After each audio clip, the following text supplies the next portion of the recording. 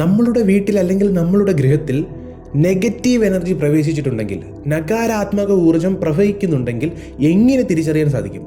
അതിന് ഒരുപാട് മാർഗങ്ങൾ പറയുന്നുണ്ട്.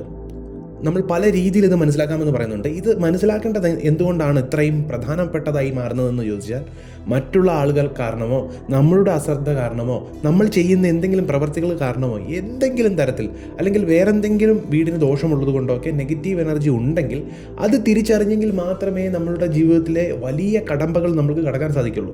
പ്രത്യേകിച്ച് നമ്മളുടെ വീട്ടിൽ നെഗറ്റീവ് എനർജി ഉണ്ടെങ്കിൽ നമ്മളുടെ ജീവിത വിജയത്തിന് അത് വലിയൊരു വിലങ്ങുതടിയാകുമെന്നുള്ള കാര്യത്തിൽ ഒരു സംശയവുമില്ല. അപ്പോൾ നെഗറ്റീവ് എനർജി എങ്ങനെയുണ്ട് എന്ന് തിരിച്ചറിയാമെന്ന് നമ്മൾ കരുതുമ്പോഴാണ് അതിന് ചില മാർഗങ്ങൾ നമ്മളുടെ മുന്നിൽ പ്രത്യക്ഷപ്പെടുന്നത്. അതിലൊരു മാർഗമെന്ന് പറയുന്നത് എത്രത്തോളം നമ്മൾക്ക് പ്രാവർത്തികമാക്കാൻ സാധിക്കുമെന്നറിയില്ല. അതായത് നെഗറ്റീവ് എനർജി ഉണ്ടെങ്കിൽ, നകാരാത്മക ഊർജം വീട്ടിലുണ്ടെങ്കിൽ നമ്മൾക്കറിയാൻ സാധിക്കുന്ന ഒരു മാർഗമെന്ന് പറയുന്നത്, നമ്മളുടെ വീട്ടിൽ നമ്മൾ വളർത്തുന്ന തുളസി കരിഞ്ഞു പോകുകയാണെങ്കിൽ അത് നെഗറ്റീവ് എനർജി നമ്മളുടെ വീടിന് സമീപമുണ്ട് എന്ന് കാട്ടിത്തരുന്നൊരു കാര്യമായിട്ട് പറയാറുണ്ട്. പക്ഷേ ഇവിടെ ഒരു പ്രശ്നമുണ്ട്. കാലാവസ്ഥാ വ്യതിയാനങ്ങൾ കൊണ്ടോ മതിയായ ജലം ലഭിക്കാത്തത് കൊണ്ടോ ആ തുളസി കരിഞ്ഞു പോയാൽ നമ്മൾക്ക് എങ്ങനെ അറിയാൻ സാധിക്കും നമ്മളുടെ അശ്രദ്ധ മൂലമാണോ ആ തുളസി കരിഞ്ഞു പോയത്, അതോ മറ്റെന്തെങ്കിലും നെഗറ്റീവ് എനർജി കാരണമാണോ എന്ന്? അത് തിരിച്ചറിയാൻ നമ്മൾക്കൊരു മാർഗവുമില്ല. എങ്കിലും ഈ തുളസിയുടെ കാര്യം അത്രയും പ്രാധാന്യം കൊടുത്ത് നമ്മൾ മനസ്സിലാക്കേണ്ട ഒരു കാര്യം കൂടിയാണ്. കാര്യം ഏതുതരം എനർജി ആണെങ്കിലും അതിനോട് വളരെ സെൻസിറ്റീവാണ് തുളസി എന്ന് പറയുന്നത്. പോസിറ്റീവായിട്ടുള്ള ഊർജ്ജമാണെങ്കിലും, അതായത് സകാരാത്മക ശക്തിയാണെങ്കിലും നകാരാത്മക ഊർജ്ജമാണെങ്കിലും, സകാരാത്മകമാണെങ്കിലും നകാരാത്മകമാണെങ്കിലും അതിനനുസരിച്ച് പ്രവർത്തിക്കുന്നൊരു ചെടിയാണ് തുളസി എന്ന് പറയുന്നത്. തുളസി നല്ല രീതിയിൽ ഫലപുഷ്ടമായി വളരുകയാണെങ്കിൽ അതിനർത്ഥം തന്നെ ആ വീട്ടിൽ അത്രത്തോളം സകാരാത്മക എനർജി, പോസിറ്റീവ് എനർജി ഉണ്ടെന്നാണ് നമ്മൾ കരുതുന്നത്. അതുപോലെ തന്നെ നെഗറ്റീവ് ആണെങ്കിൽ കരിഞ്ഞു പോകുമെന്നും പറയും. അതായത് നകാരാത്മക ഊർജ്ജമാണ് ആ വീട്ടിൽ പ്രവഹിക്കുന്നതെങ്കിൽ കരിഞ്ഞു പോകുമെന്നും പറയും. പക്ഷെ ഞാൻ മേൽ പറഞ്ഞ ഒരു പ്രശ്നം ഇതിലുണ്ട്.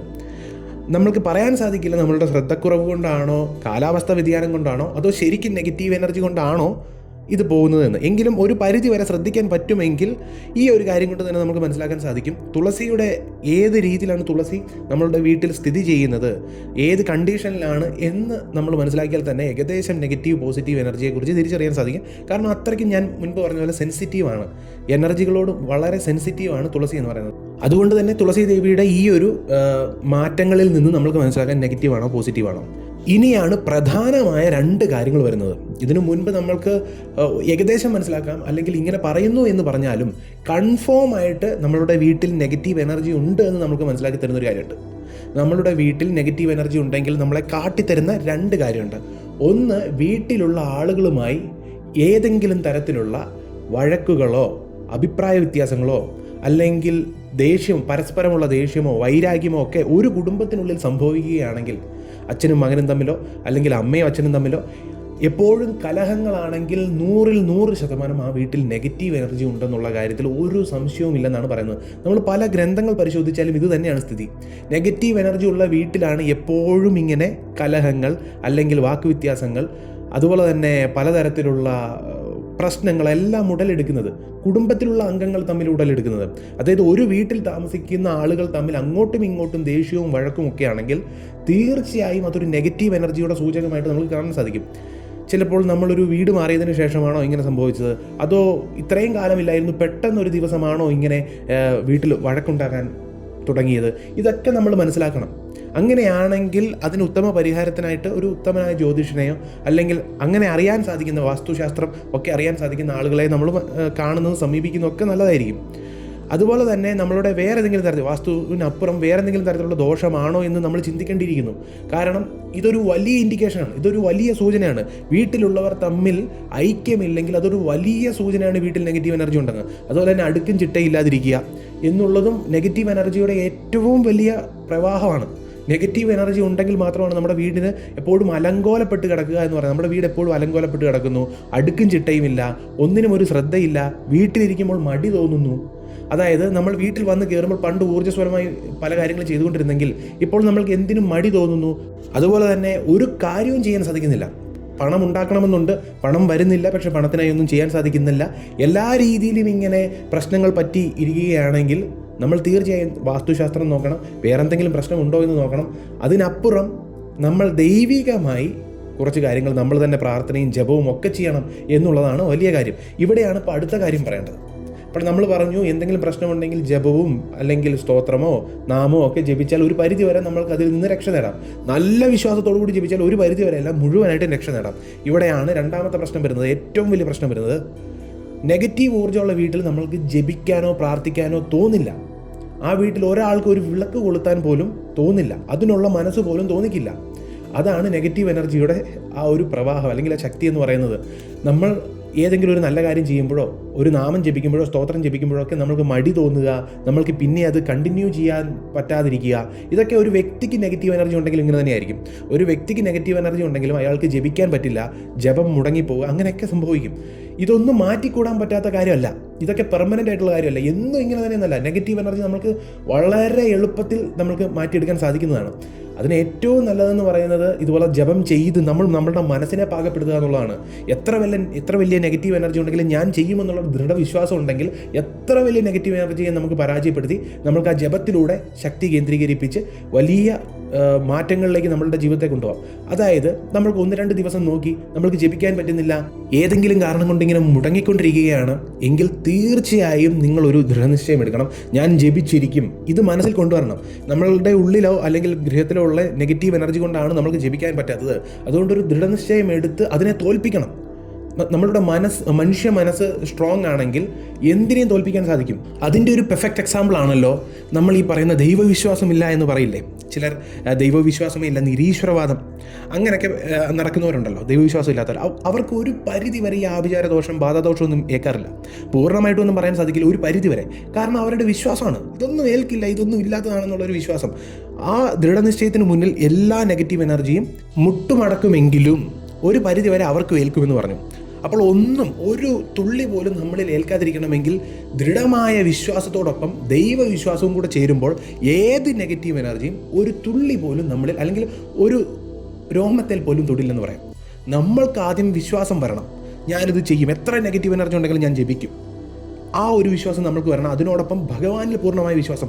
എത്ര നെഗറ്റീവ് എനർജി ഉണ്ടെങ്കിലും ഭഗവാൻ അറിയാം, എന്നെക്കൊണ്ട് ജപിപ്പിക്കാൻ ഭഗവാൻ അറിയാം. അതാണ് ഭക്തിയുടെ ഒരു സൗന്ദര്യം എന്ന് പറയുന്നത്. വലിയ അനുഷ്ഠാനങ്ങളൊന്നും വേണ്ട, മനസ്സിൽ നിന്നുള്ള ദൃഢമായ വിശ്വാസവും ഭഗവാനുള്ള സ്നേഹവും മാത്രം മതി. ഭക്തി മാർഗത്തിൽ ആ ഭക്തനാണ് നിങ്ങളെങ്കിൽ, ഭക്തനാകാൻ തീരുമാനിച്ച ഒരാളാണെങ്കിൽ ഭഗവാനിൽ പൂർണ്ണമായിട്ടും ഏൽപ്പിച്ച് നാളെ മുതൽ എത്ര നെഗറ്റീവ് എനർജി ഉണ്ടെങ്കിലും എൻ്റെ വീട്ടിൽ നിന്ന് ഭഗവാൻ മാറ്റിത്തരുമെന്നുള്ള ഉറച്ച വിശ്വാസത്തോടു കൂടി നമ്മളും ഒരു പകുതി ശ്രമം നടത്തണം. ഞാനും സ്ട്രോങ് ആയിട്ട് നിൽക്കണം. ഭഗവാൻ മാത്രം നിന്നാൽ പോരാ, ഞാനും സ്ട്രോങ് ആയിട്ട് നിൽക്കണം. ഞാനും അതിനനുസരിച്ച് പ്രവർത്തിച്ച് നാളെ മുതൽ ജപിക്കും, ഉറപ്പായിട്ടും ജപിക്കുമെന്നുള്ളൊരു വിശ്വാസത്തിലേക്ക് വരുമ്പോൾ ആദ്യ കുറച്ച് സമയങ്ങളിൽ നമ്മൾ ഈ ജപം തുടങ്ങി 1-2 ആഴ്ചയൊക്കെ വളരെ പ്രയാസമായിരിക്കും. നമ്മളുടെ അടുത്ത് വല്ല നെഗറ്റീവ് എനർജി ഉണ്ടെങ്കിൽ നമ്മളെ നല്ല രീതിയിൽ തളർത്താൻ നോക്കും. പല കാരണങ്ങൾ കൊണ്ട്, മടി കാരണമായിരിക്കാം, അല്ലെങ്കിൽ വേറെന്തെങ്കിലും കാരണമായിരിക്കാം, ഇങ്ങനെ നമ്മളെ തളർത്താൻ തന്നെ ശ്രമിച്ചുകൊണ്ടിരിക്കും. അപ്പോൾ നമ്മൾ പലരും ചിന്തിക്കും, ഇതൊക്കെ കണ്ട് ഭഗവാൻ വെറുതെ ഇരിക്കുകയാണോ? എന്തുകൊണ്ടാണ് ഭഗവാൻ എനിക്ക് വേണ്ടി പ്രതികരിക്കാത്തത്? എന്താണ് എന്നെക്കൊണ്ട് ജപിപ്പിക്കാത്തത്? അങ്ങനല്ല, നമ്മൾ എഫേർട്ട് എടുക്കണം. അല്ലെങ്കിൽ നമ്മളാണ് ആദ്യം തുടങ്ങേണ്ടത്, നമ്മളാണ് പരിശ്രമിക്കേണ്ടത്. പിന്നീടാണ് ഭഗവാന്റെ അനുഗ്രഹം നമ്മളിലേക്ക് വരുന്നത്. അതായത് ഭഗവാൻ എന്ന് പറയുന്ന ഒരു സൂര്യനാണെങ്കിൽ നമ്മൾ കണ്ണാടി പോലെയാണ്. നമ്മളുടെ അഴുക്ക് നമ്മൾ തന്നെ ആദ്യം മാറ്റിയെടുക്കണം, നമ്മളൊന്ന് പരിശ്രമിക്കണം. ആ സൂര്യൻ ആ കണ്ണാടിയിലൂടെ കാണണമെങ്കിൽ അഴുക്കില്ലാതെ ഇരിക്കണം. അല്ലാതെ ആ സൂര്യൻ ഒരു കുഴപ്പവുമില്ല, കണ്ണാടിക്കാണ് കുഴപ്പം. ഒരു കണ്ണാടി വെച്ച് നോക്കുമ്പോൾ ഇപ്പുറത്ത് നമുക്ക് സൂര്യനെ കാണാൻ സാധിക്കുന്നില്ലെങ്കിൽ കണ്ണാടിയിൽ അഴുക്കുള്ളതുകൊണ്ടാണ്. അതുപോലെയാണ് ഒരു ഭക്തൻ. ആ ഭക്തനിൽ അഴുക്കുണ്ടെങ്കിൽ ഭഗവാനാകുന്ന സൂര്യനെ നമ്മൾക്ക് പ്രതിഫലിപ്പിക്കാനോ അല്ലെങ്കിൽ അതിനെ സ്വീകരിക്കാനോ സാധിക്കില്ല. അപ്പോൾ നമ്മൾ എന്ത് ചെയ്യണം? നമ്മളെന്ന കണ്ണാടി നമ്മൾ ശുദ്ധമായി സൂക്ഷിക്കണം. അതിന് നമ്മൾ ആദ്യത്തെ പ്രവർത്തനം ചെയ്യണം. അത് കഴിയുമ്പോൾ അതിൻ്റെ ആ പ്രവർത്തനം എന്താണ്? ശുദ്ധമാക്കുക എന്ന് പറഞ്ഞാൽ എന്താണ്? ശുദ്ധമായ വിശ്വാസവും ശുദ്ധമായ സ്നേഹവും ഭഗവാനോട് വരണം. ഭക്തിമാർഗത്തിൽ ശുദ്ധമായ ഭക്തിമാർഗമാണ് നമ്മൾ പിന്തുടരുന്നതെങ്കിൽ ശുദ്ധമായ സ്നേഹവും വിശ്വാസവും ഭഗവാനിലേക്ക് വരുമ്പോൾ, ഭഗവാനും നമ്മളും ഒരുമിച്ച് ചേരുമ്പോൾ പിന്നെ അത്ഭുതമാണ്. അർജുനനും പ്രയത്നിച്ചു, ഭഗവാൻ കൃഷ്ണൻ അർജുനനെ സഹായിച്ചു, രക്ഷിച്ചു പല ആപത്തുകളിൽ നിന്ന്. പക്ഷേ അർജുനൻ പ്രയത്നിച്ചില്ലെങ്കിലോ, അർജുനൻ ഭഗവാന്റെ ഗീതമായ ഭഗവത്ഗീത കേൾക്കാൻ തയ്യാറായില്ലായിരുന്നെങ്കിലോ? അപ്പോൾ എന്തും സ്വീകരിക്കാനുള്ളൊരു മനസ്സുണ്ടാകണം. നമ്മൾ ആദ്യം ആ ഗാണ്ഡീവം എന്ന വില്ലെടുക്കണം. നമ്മൾ ആദ്യം ഒന്ന് നമ്മൾക്ക് വേണ്ടി നിൽക്കണം, ബാക്കി ഭഗവാൻ ചെയ്തോളൂ. ആദ്യത്തെ ഒരു തുടക്കം നമ്മൾ ചെയ്യണം. അപ്പോൾ ആദ്യം നമ്മളൊന്ന് പരിശ്രമിക്കുക, പിന്നീട് ഭഗവാൻ നമ്മളെ കൊണ്ടുപോയിക്കോളും. ആദ്യത്തെ 1-2 ആഴ്ച നല്ല രീതിയിലുള്ള നെഗറ്റീവ് എനർജി ഞാൻ പറഞ്ഞതുപോലെ നമുക്ക് വരുമായിരിക്കും. പക്ഷേ അതിനപ്പുറം ഭഗവാന്റെ ആ സംരക്ഷണം വന്നു കഴിയുമ്പോൾ പിന്നെ എല്ലാം ഭഗവാൻ ഇത് കണ്ടുകൊണ്ട് നിൽക്കുകയാണ്. ഭഗവാൻ നമ്മളിലേക്ക് അല്ലെങ്കിൽ ആ കളത്തിലേക്ക് ഇറങ്ങിക്കഴിഞ്ഞാൽ പിന്നെ ഒരു നെഗറ്റീവ് എനർജിക്കും സ്ഥാനമില്ല. നമ്മളുടെ വിശ്വാസമാണല്ല. അപ്പോൾ ഈ കാര്യം മനസ്സിലാക്കുക. നമുക്ക് ജപിക്കാൻ സാധിക്കുന്നില്ലെങ്കിൽ അതാണ് ഏറ്റവും വലിയ നെഗറ്റീവ് എനർജി. അതാദ്യം മനസ്സിലാക്കുക. ഏറ്റവും വലിയ നെഗറ്റീവ് എനർജി എന്ന് പറയുന്നത് വേറെ നമ്മൾ പറയുന്നത് പോലെ ഇപ്പോൾ വേറെ പല കാര്യങ്ങളുമായിരിക്കും നമ്മൾ ചിന്തിച്ചിരിക്കുന്നത്. നെഗറ്റീവ് എനർജി എന്ന് പറഞ്ഞാൽ അങ്ങനെയാണ് ഇങ്ങനെയാണ്. പക്ഷേ നമ്മളുടെ വീട്ടിൽ നെഗറ്റീവ് എനർജി ഉണ്ടെങ്കിൽ നമുക്ക് ദൈവികമായ ഒരു കാര്യം ചെയ്യാൻ സാധിക്കില്ലെന്ന് മാത്രമല്ല, നമ്മൾ ചെയ്താൽ നമ്മളുടെ വീട്ടിലുള്ളവർ തന്നെ തടയുകയാണെങ്കിലോ അല്ലെങ്കിൽ അങ്ങനെ എന്തെങ്കിലും സംഭവിക്കുകയാണെങ്കിൽ അത് ആ വീട്ടുകാരുടെ കുഴപ്പമല്ല, അല്ലെങ്കിൽ ആ വ്യക്തിയുടെ കുഴപ്പമല്ല. ആ വീട്ടിലൊരു നെഗറ്റീവ് എനർജി ഉള്ളത് കൊണ്ടായിരിക്കാം, ചിലപ്പോൾ ആ വ്യക്തിയുടെ സ്വഭാവമായിരിക്കും, നമുക്ക് പറയാൻ പറ്റില്ല. എന്താണെങ്കിലും നമ്മൾക്ക് ജപം മുന്നോട്ട് കൊണ്ടുപോകാൻ സാധിക്കുന്നില്ലെങ്കിൽ അങ്ങനെയാണ്. അതേസമയം നമ്മളുടെ വീട്ടിൽ പോസിറ്റീവ് എനർജിയാണ് ഉള്ളതെങ്കിലോ ഒരാൾ ജപിക്കാൻ തുടങ്ങിയാൽ മതി, ബാക്കിയുള്ളവരെല്ലാം ആ ജപത്തിൻ്റെ കൂടെ കൂടും. ഒരാൾ ദൈവവിശ്വാസി ആയാൽ മതി, ബാക്കിയുള്ളവരും ദൈവവിശ്വാസിയാവും. ആ ഒരു രീതിയിലുള്ള ഒരു പോസിറ്റിവിറ്റി ജീവിതത്തിൽ വരുന്നുണ്ടെങ്കിൽ അത് ആ വ്യക്തിയുടെയും പ്രത്യേകതയാണ്, ആ ജപിക്കാൻ തുടങ്ങിയ ആളുടെയും പ്രത്യേകതയാണ്, അതുപോലെ തന്നെ ആ വീടിൻ്റെ ഒരു പ്രത്യേകതയാണെന്ന് പറയാം. ആ വീട്ടിൽ അത്രയും സകാരാത്മക ഊർജ്ജമാണുള്ളത്. ഇതിൽ നിന്ന് നമ്മൾക്ക് മറ്റൊരു കാര്യം മനസ്സിലാക്കാം. വീട്ടിലൊരു ഐക്യമുള്ളത് കൊണ്ടാണല്ലോ നമ്മൾക്ക് ജപിക്കാൻ തോന്നുന്നത് തന്നെ. എല്ലാവരും ഒരുമിച്ച് ജപിക്കാൻ തോന്നുന്ന ആയിക്കോട്ടെ, അവർക്ക് പ്രാർത്ഥിക്കാൻ. ഇനി ഇതൊന്നുമില്ലെങ്കിൽ വീട്ടിൽ സന്തോഷമുണ്ടോ? എല്ലാവരും ഒരുമിച്ച് ജപിക്കുന്നില്ലെങ്കിൽ വീട്ടിൽ സന്തോഷമുണ്ടോ? അത് തന്നെ ഒരു സകാരാത്മക ഊർജ്ജമാണ്. ഇടയ്ക്കിടയ്ക്ക് ചില പൊട്ടിത്തെറികളും വഴക്കും ഒക്കെ ഉണ്ടാവുമെങ്കിലും അല്ലാതെ എല്ലാവരും തമ്മിലൊരു ഐക്യവും സ്നേഹവും ഉണ്ടെങ്കിൽ തീർച്ചയായിട്ടും അതൊരു സകാരാത്മക ഊർജ്ജത്തിൻ്റെ പ്രവാഹം വീട്ടിലുള്ളത് കൊണ്ട് മാത്രമാണ്. എല്ലാവരും ഒരുമിച്ച് ജപിക്കുകയാണെങ്കിൽ അത് ഏറ്റവും നല്ലതാണ്. എല്ലാവരും ഒരുമിച്ച് പോസിറ്റീവായിട്ട് ഭഗവാന്റെ നാമങ്ങളും സ്തോത്രങ്ങളും ഒക്കെ അവർക്ക് ഇഷ്ടമുള്ള ദൈവത്തിൻ്റെ ആയിരിക്കും ജപിക്കുകയാണെങ്കിൽ, ഒരു മാറ്റം വരികയാണെങ്കിൽ അതൊരു വലിയ കാര്യമാണ്. ആ വീട്ടിലെ ജപം തുടങ്ങിയ ആളുടെ ദൈവാനുഗ്രഹം കൂടിയുണ്ട്, അതുപോലെ തന്നെ ആ വീടിൻ്റെ ദൈവാനുഗ്രഹം കൂടിയുണ്ട്. എന്തൊക്കെയാണെങ്കിലും അതൊരു നല്ല കാര്യമാണ്. അപ്പോൾ ഇതൊക്കെ ശ്രദ്ധിച്ച് മുന്നേറുക. ഇനി വീട്ടിൽ എന്തെങ്കിലും പ്രശ്നമുണ്ടെങ്കിൽ നമ്മൾ തന്നെ ഇനീഷ്യേറ്റീവ് എടുത്ത് നമ്മൾ ജപം തുടങ്ങുക. ഏറ്റവും നല്ല പരിഹാരം നമ്മൾ തന്നെ ചെയ്യുന്ന പരിഹാരമാണ്. നമ്മൾ ജപിച്ച് നാമവും സ്തോത്രമൊക്കെ ജപിക്കുക. അതിനനുസരിച്ച് വീട്ടിൽ ദൈവിക അനുഗ്രഹം ഉണ്ടാവും.